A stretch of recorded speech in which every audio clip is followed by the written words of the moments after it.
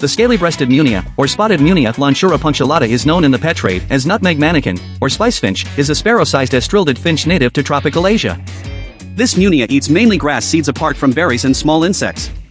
They forage in flocks and communicate with soft calls and whistles. The species is highly social and may sometimes roost with other species of munias.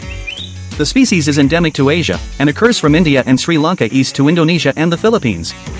The scaly-breasted munia feeds mainly on grass seeds, small berries such as those of lantana and insects. Scaly-breasted munias have variable competitive behaviors that allow them to exploit scarce resources.